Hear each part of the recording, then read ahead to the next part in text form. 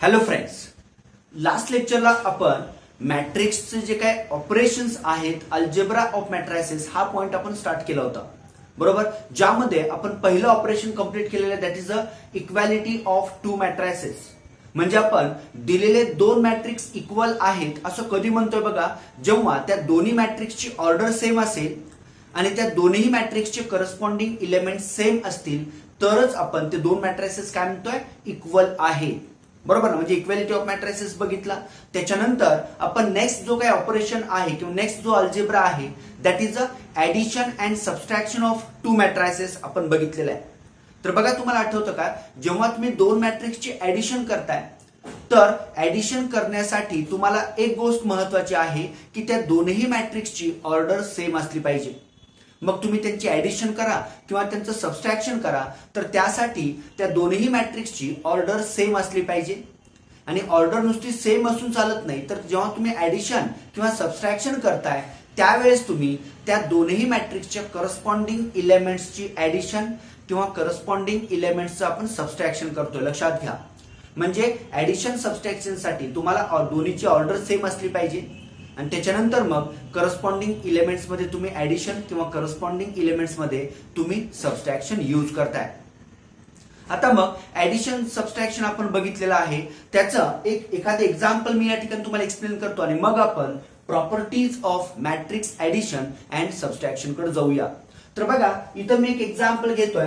Question म्हणजे if म्हणतो मी a is equals to 1 2 -1 3 4 0. आता हा मॅट्रिक्स आहे. आता याची ऑर्डर किती आहे बघा, दॅट इज 3/2. बरोबर ना. त्याच्यानंतर बी हा एक दुसरा मी एक मॅट्रिक्स घेतोय, त्याची पण ऑर्डर 3/2 आहे. 0 1 1 0 2 0. समजा हा मॅट्रिक्स आहे ए आणि बी. बरोबर. आता याची सुद्धा ऑर्डर किती आहे बघा, दॅट इज ऑल्सो 3/2. जर आपण या दोन मॅट्रिक्स कडे व्यवस्थित बघितलं तर तुमच्या लक्षात येईल की या दोन्ही मॅट्रिक्सची ऑर्डर कशी आहे, सेम आहे. आता ऑर्डर सेम आहे म्हणजे आपण या दोन मॅट्रिक्सचं ऍडिशन किंवा या दोन मॅट्रिक्सचं सबस्ट्रॅक्शन करू शकतोय.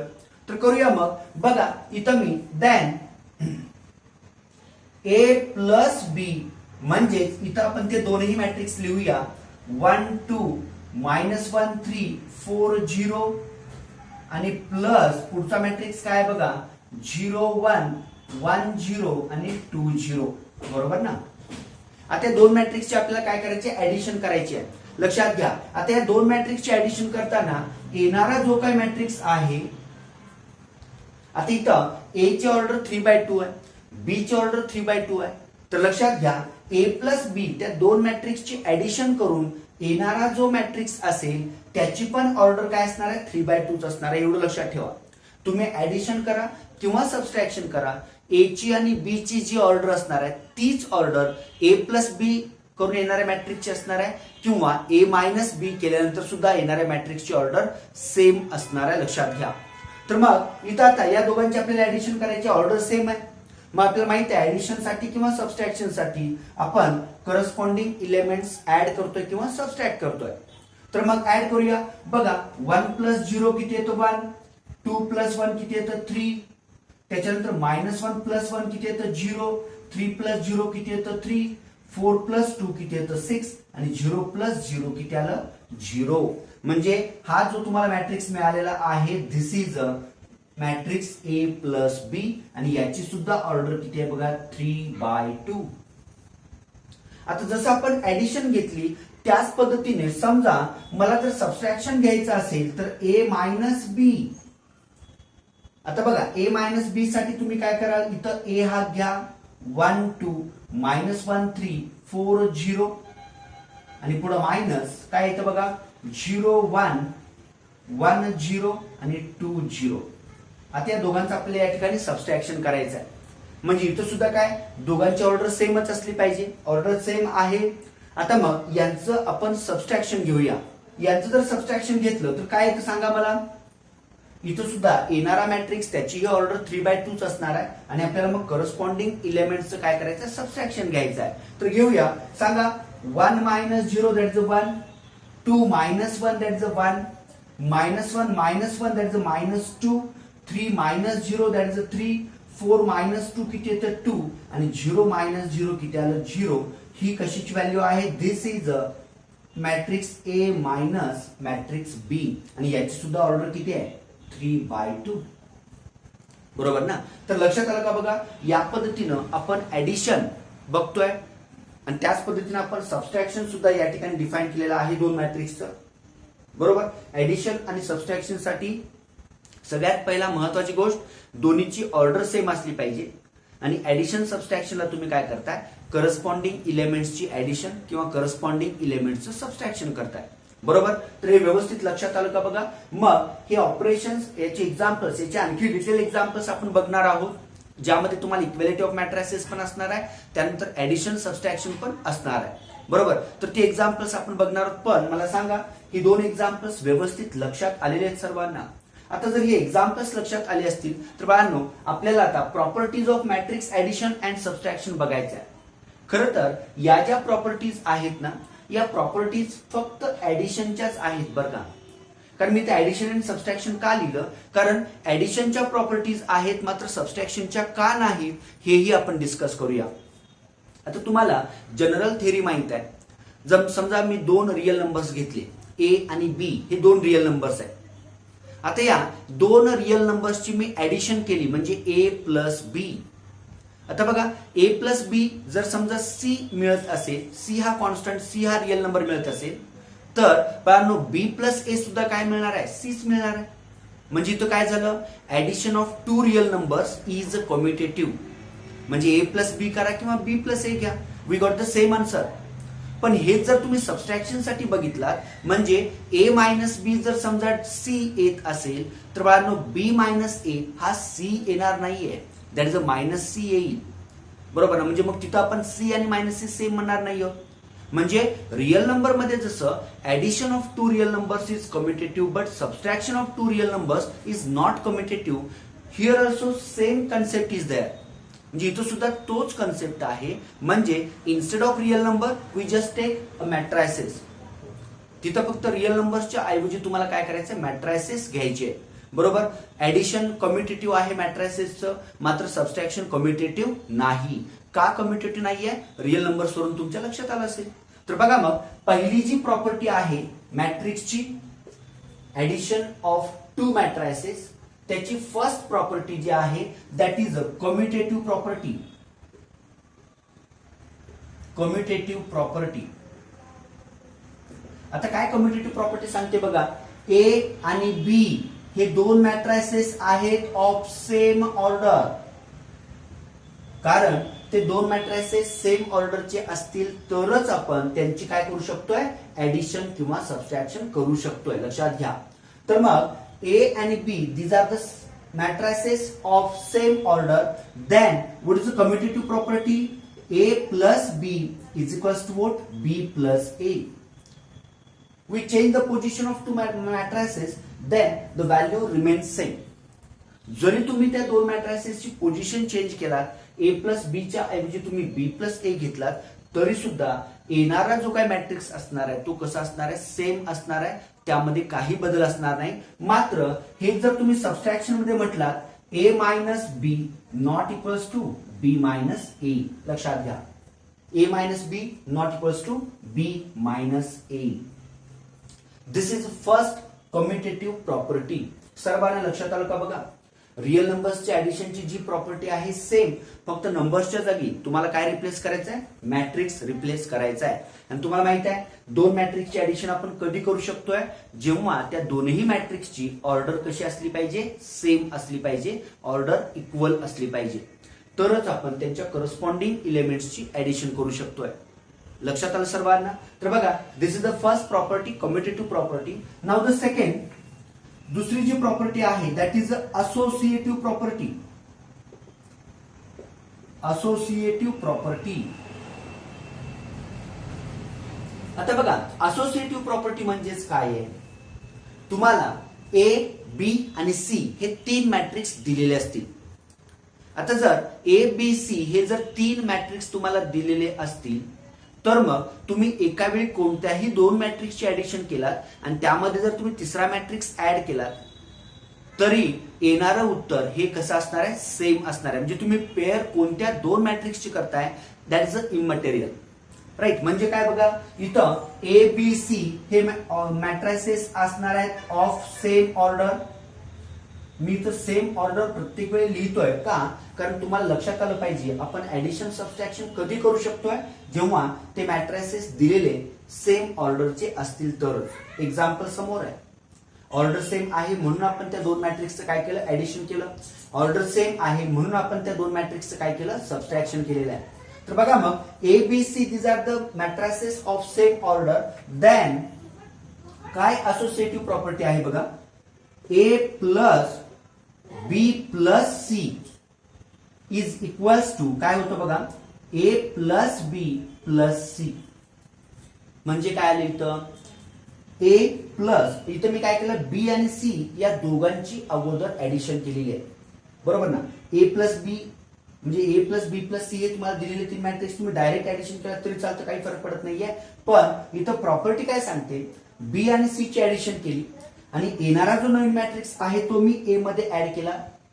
हे ऍड केल्यानंतर जर समजा मला डी हा मॅट्रिक्स मिळत असेल, समजा म्हणतो मी, suppose I got matrix D from LHS, then similarly if I take sum of A and B then C, then also I got the same matrix D.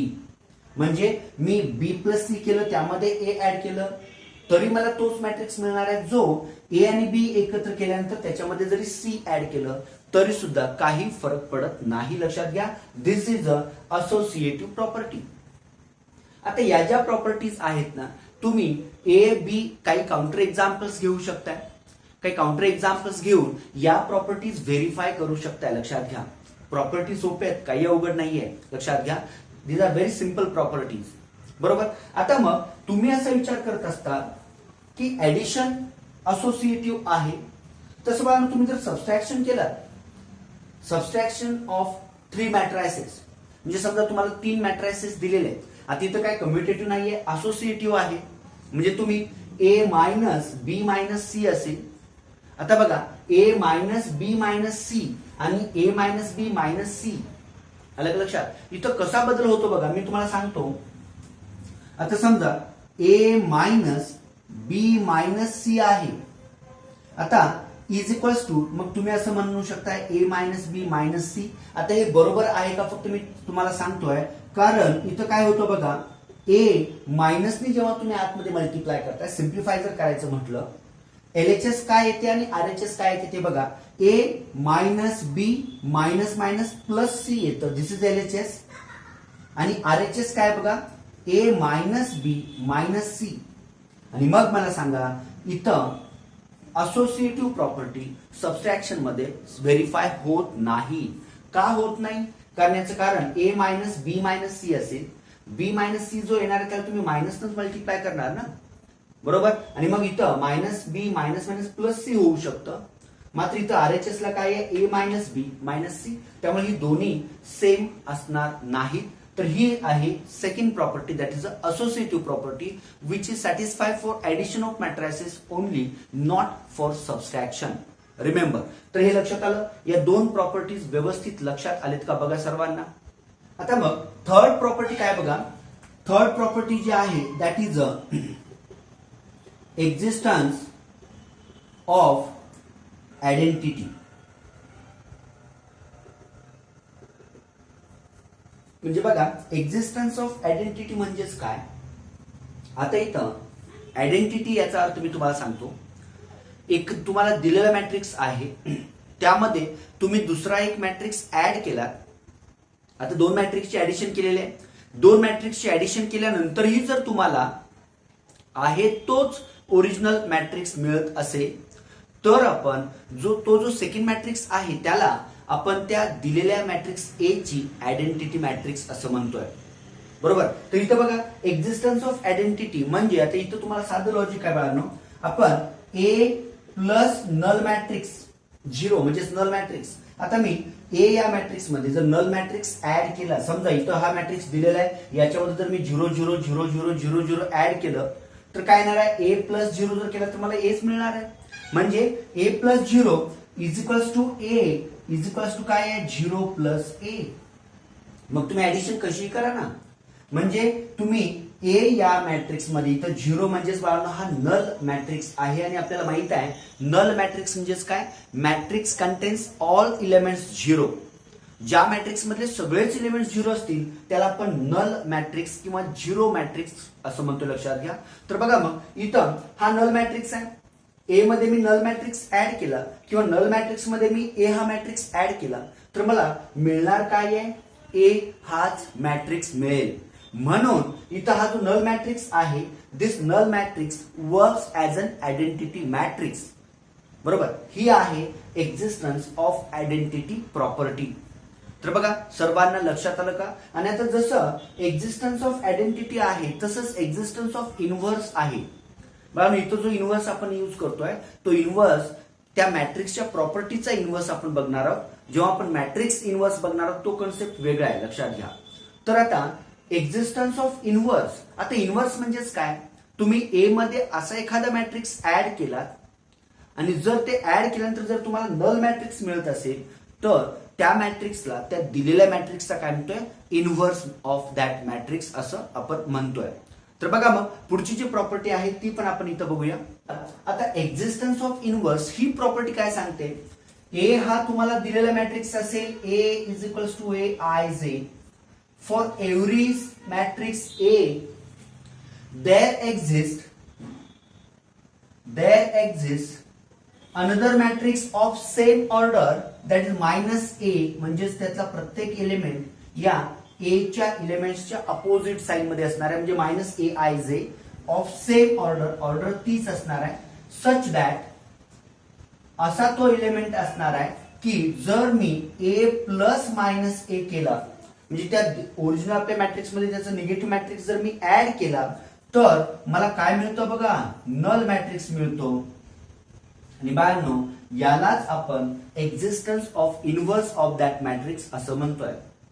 म्हणजे इथं ए चा हा मायनस ए आपण काय म्हणणार आहोत, इनव्हर्स आहे किंवा ए या मॅट्रिक्सचा इनव्हर्स तिथं काय होतो, एक्झिस्ट होतो. हे ऍडिशन मध्ये लक्षात घ्या. दोन मॅट्रिक्स एकमेकांचे इनव्हर्स आहेत असं आपण ऍडिशन मध्ये कधी म्हणणार आहोत, जेव्हा त्या दोघांची सम केली असता आपल्याला काय मिळाला पाहिजे, नल मॅट्रिक्स म्हणजेच आयडेंटिटी मॅट्रिक्स या ठिकाणी तुम्हाला मिळाला पाहिजे. जर असं असेल तरच आपण त्या मॅट्रिक्सचा म्हणजे ऍडिशन मध्ये इनव्हर्स एक्झिस्ट होतो असं आपण म्हणतोय. इथं जे आपण एकूण 4 प्रॉपर्टीज बघितलेल्या आहेत त्या व्यवस्थित सर्वांना कळालेत का बघा, समजलेत का बघा. पहिली प्रॉपर्टी आहे commutative property, addition is commutative but subtraction is not commutative. For associative property addition associative आहे, सबट्रॅक्शन नाही आहे, म्हणजे A plus B plus C is equals to A plus B plus C. आणि त्याच्यानंतर existence of identity, there exist a null matrix of same order as A such that A plus null matrix is equals to that matrix again. And similarly there is the existence of an inverse, means A and minus A हे एकमेकांचे काय, they are the inverse correspond to addition of that matrices. बरोबर, कारण त्या दोघांची addition केली तर मला काय मिळतो, नल मॅट्रिक्स मिळतो. तर बघा या ज्या प्रॉपर्टीज आहेत या प्रॉपर्टी जर तुमच्या लक्षात आल्या असतील, ऍडिशन सबट्रॅक्शन हे ऑपरेशन ही तुमच्या लक्षात आलं असेल तर आपण याच्यानंतरचं थर्ड ऑपरेशन बघणार आहोत, that is a scalar multiplication of matrix. आता बघा next operation that is a scalar multiplication of matrix. हे ऑपरेशन खूप महत्वाचं आहे, लक्षात घ्या. इथं स्केलर मल्टिप्लिकेशन आहे बरं का, मॅट्रिक्स मल्टिप्लिकेशन नाही.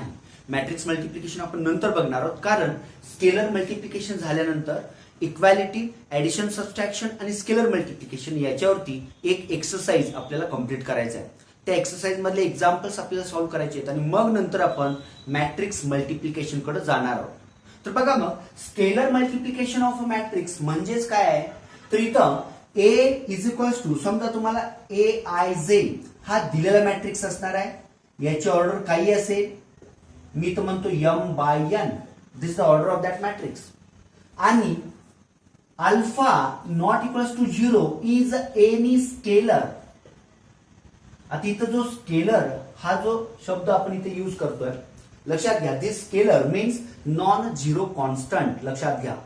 तर मग ए हा मॅट्रिक्स आहे आणि अल्फा हा स्केलर असेल तर मी काय करतोय बघा, त्या अल्फानी ए ला मल्टिप्लाय करतोय.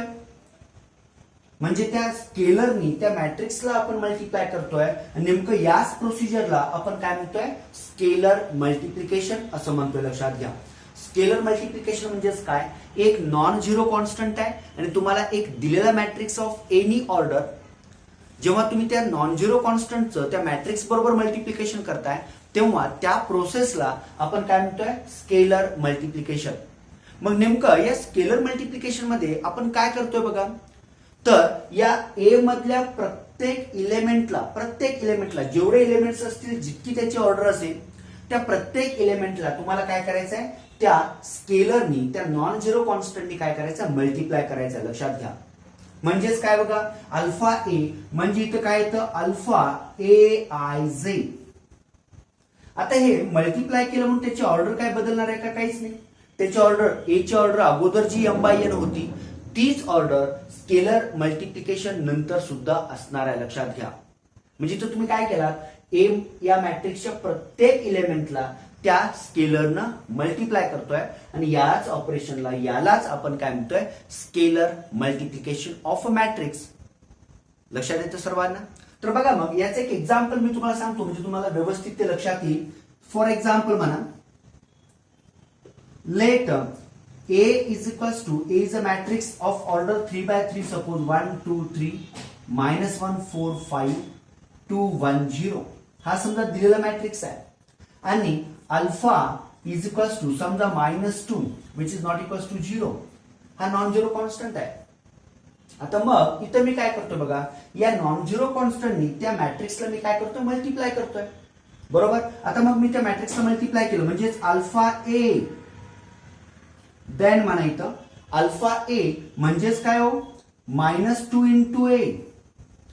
मग -2 इंटू ए म्हणजेच इथं तुम्ही -2 इंटू ए काय आहे बघा 1 2 3 -1 4 5 2 1 0. लक्षात येतं का बघा. मग इथं आता तुम्ही काय करणार बघा, या -2 नी त्या मॅट्रिक्सच्या प्रत्येक इलेमेंटला काय करणार तुम्ही मल्टिप्लाय करणार. मग जर मल्टिप्लाय केलं तर काय मिळतं बघा, yes what we get here -2a ची व्हॅल्यू बघा प्रत्येक इलेमेंटला. लक्षात घ्या, फक्त पहिल्या रोच्या एलिमेंट्सला मल्टिप्लाय करायचं किंवा फक्त सेकंड रोलाच मल्टिप्लाय करायचं किंवा फक्त थर्ड रोलाच असं काही नाही. मी जसं रोच्या बाबतीत सांगितलं तसंच कॉलमच्या बाबतीत पण तसं होत नाही. पहिल्याच कॉलमला, दुसऱ्याच कॉलमला, तिसऱ्याच कॉलमला असं काही नाहीये. जेव्हा तुम्ही या -2 नी त्या मॅट्रिक्सला मल्टिप्लाय करता त्याला आपण स्केलर मल्टिप्लिकेशन म्हणतोय. आणि ते स्केलर मल्टिप्लिकेशन म्हणजे काय, त्या -2 नी त्या मॅट्रिक्सच्या प्रत्येक इलेमेंटला each and every element of that matrix is multiplied by that non-zero constant. मग मल्टिप्लाय करूया. -2 into 1 that is -2, -2 into 2 that is -4, -2 into 3 that is -6. नंतर -2 into -1 +2, -2 into 4 that is -8, -2 into 5 that is -10, -2 into 2 again -4, -2 into 1 that is -2 आणि -2 into 0 that is a 0 आणि हा आला -2a. लक्षात येतं का बघा सर्वांना. इथं आपण काय केलं, मॅट्रिक्स ए च्या प्रत्येक इलेमेंटला -2 नी मल्टिप्लाय केलेलं आहे. सर्वांना समजले का बघा हे एक्झाम्पल. आता जर सर्वांना स्केलर मल्टिप्लिकेशन लक्षात आलं असेल तर याच्या प्रॉपर्टीज काय काय आहे त्या आपण बघूया. प्रॉपर्टीज म्हणतो मी, properties of this scalar multiplication means multiplication of scalar to matrix. आता बघूया प्रॉपर्टीज. त्याच्या अगोदर मी काय म्हणतोय बघा, ए हा दिलेला मॅट्रिक्स आहे. ए इज इक्वल्स टू म्हणतो मी या ठिकाणी A is equals to A I J of order M by N. आणि इथं के आणि L these are any non zero constants. म्हणजे के आणि एल हे काय आहेत, दीज आर द स्केलर्स म्हणूया आपण. आणि ए हा काय आहे मॅट्रिक्स आहे. जसं तुम्ही ए घेतला तसं तुम्ही बी पण घेऊ शकता. समजा B I J of order M by N, कारण दोन्हीची ऑर्डर कशी असली पाहिजे सेम, तरच आपण त्या दोन मॅट्रिक्सची काय करू शकतो ऍडिशन करू शकतोय. लक्षात घ्या. मग इथं A I J of order M by N, similarly B I J is also of same order M by N. And here K and L, these two are any two non-zero constants. Then the first property is, पहिली property काय बघा, तर K into A is equals to A into K. म्हणजे तुम्ही त्या मॅट्रिक्सला from the left multiply केलात किंवा तुम्ही त्या मॅट्रिक्सला फ्रॉम द राईट मल्टिप्लाय केलात तरी सुद्धा काही फरक पडत नाही, लक्षात घ्या. कारण मला सांगा ना, तिथं ए तुम्हाला दिलेला आहे, तुम्ही 2A म्हणलात तरी तुम्ही त्या एच्या प्रत्येक एलिमेंटला 2 न मल्टिप्लाय करताय. आणि तुम्ही A इंटू 2 म्हटलात तरी सुद्धा तुम्ही मॅट्रिक्सच्या प्रत्येक एलिमेंटला 2 नेच मल्टिप्लाय करणार आहे ना. कारण इथं मल्टिप्लिकेशन फ्रॉम द लेफ्ट आहे का फ्रॉम द राईट आहे त्याच्यावरती काही फरक पडत नाहीये. शेवटी आपण करतोय काय, प्रोसिजर दोन्हीकडे सारखीच आहे ना. कारण मॅट्रिक्सच्या प्रत्येक इलेमेंटला तुम्ही त्या नॉन झिरो कॉन्स्टंटनी मल्टिप्लाय करताय, बरोबर. आता तसंच समजा सेकंड प्रॉपर्टी मी लिहितोय, K into matrix A plus minus B असेल समजा, म्हणजे A प्लस मायनस B म्हणजे A प्लस B असेल किंवा A मायनस B असेल. आणि त्या ऍडिशनला जर समजा K या नॉन झिरो कॉन्स्टंटनी जर तुम्ही मल्टिप्लाय केलात, K या स्केलरनी जर तुम्ही मल्टिप्लाय केलात तर तिथं काय येतं बघा, we get KA plus minus काय येतं KB. म्हणजे प्रत्येक मॅट्रिक्सला K न मल्टिप्लाय करून जरी तुम्ही त्यांची ऍडिशन किंवा सबस्ट्रॅक्शन केलात तरी तुम्हाला तेच आन्सर येणार आहे जे ऍडिशन किंवा सबस्ट्रॅक्शन करून येणाऱ्या मॅट्रिक्सला K न मल्टिप्लाय केलात. म्हणजे त्याच्यामध्ये काही बदल होणार नाही, लक्षात घ्या. त्याच पद्धतीनं नंबर 3 समजा K plus minus L into A आहे. इथं K आणि L हे दोन काय आहेत, कॉन्स्टंट्स आहेत, त्याला आपण स्केलर्स म्हणतोय, बरोबर. मग तुम्ही त्यांची ऍडिशन करून मग तुम्ही ते A ला मल्टिप्लाय केलं किंवा त्या दोघांचं सबस्ट्रॅक्शन करून मग A ला मल्टिप्लाय केलात तरी सुद्धा तुम्हाला मिळणारं उत्तर हे KA प्लस मायनस LA असंच मिळणार आहे. म्हणजे प्रत्येक स्केलरला जरी त्या मॅट्रिक्सनं मल्टिप्लाय केलं त्यांचे ऍडिशन सबस्ट्रॅक्शन केलं तरी सुद्धा we got the same answer. तुम्हाला तेच आन्सर या ठिकाणी मिळणार आहे. तर बघा, प्रॉपर्टीज व्यवस्थित लक्षात येतात का. तुम्ही त्या मॅट्रिक्सला फ्रॉम द लेफ्ट मल्टिप्लाय केलात त्या कॉन्स्टंटनी किंवा फ्रॉम द राईट मल्टिप्लाय केलात, we got the same answer. K ब्रॅकेटमध्ये A प्लस मायनस B किंवा KA plus minus KB both have the same answer. तसंच K प्लस मायनस L आणि multiplied by A किंवा KA प्लस मायनस LA तुम्हाला तेच answer मिळणार आहे, लक्षात घ्या. तर जसा तिथे तुम्ही प्लस मायनस केला तसंच बाळांनो जर मी KL इंटू A केला, KL इंटू A म्हणजेच काय येणार आहे K इंटू LA और L इंटू KA. कारण इथे काय केलं तुम्ही त्या नॉन झिरो कॉन्स्टंटचं मल्टिप्लिकेशन केलात, मल्टिप्लिकेशन करून तुम्ही मॅट्रिक्सला मल्टिप्लाय केलात किंवा अगोदर L ने मल्टिप्लाय केला नंतर K ने मल्टिप्लाय केला किंवा अगोदर K ने मल्टिप्लाय केलात मॅट्रिक्सला आणि नंतर L ने मल्टिप्लाय केलात, we got the same answer. सर्वांना लक्षात येतं का बघा.